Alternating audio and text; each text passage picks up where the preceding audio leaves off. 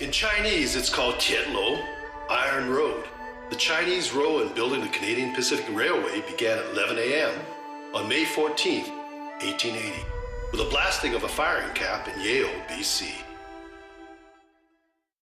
I'm sure everyone's heard of the documentary Gold Mountain, but in Toison there was a recruiter and recruitment. There was an active recruitment initiative that took place in the province where my family comes from, in Toison, near Slumphao. And so at the time of the building of the railroad, back in the 1800s, that impact trickled down from one generation to the other in terms of the quest to come to Canada, and that Canada, the vision and the perception that Canada was Gold Mountain.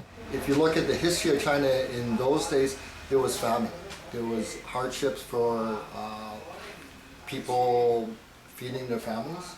They like to romanticize that expedition, but if you really think about people coming from China not knowing the language and suffering the weather, working outdoors in a labor capacity, yeah, it was pretty tough. You could call it Gumsan now, and people can make publications and write books and do projects, but you know, there was documentation on how many lives were lost.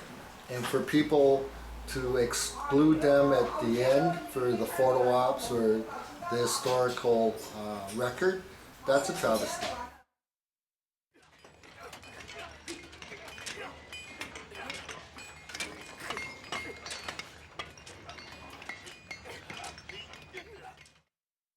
Well, a lot of them initially came from the south because they were working for the other railroads. The American Railroad contract system finished. They built the railroad down there. And that's why I think it was Onerdonk proposed the railroad to start here, because there was a labor pool that was available and experienced people that can work on it. And of course, as they needed more people, it became very politically expedient to start recruiting. And the recruiting grounds are probably mostly from Hong Kong, Amoy, and some of the international settlements that were then given to the foreign powers in China. And also there are people probably even from Manila, because there were Chinese enclaves that was as far south than that. And there were probably Chinese as far down as Mexico that were coming up from Peru and Mexico that were coming out for the work. So the recruitment was fairly broad and fairly comprehensive. It's not just simply one avenue or just one contractor.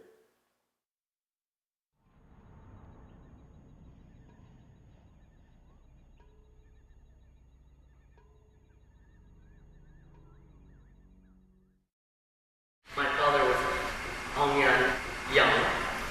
He came to Canada with the first shipment of workers from China that was recruited in China back in the late 1870s. All the workers were brought in from the south of China, where it's warm, and they were very ill prepared.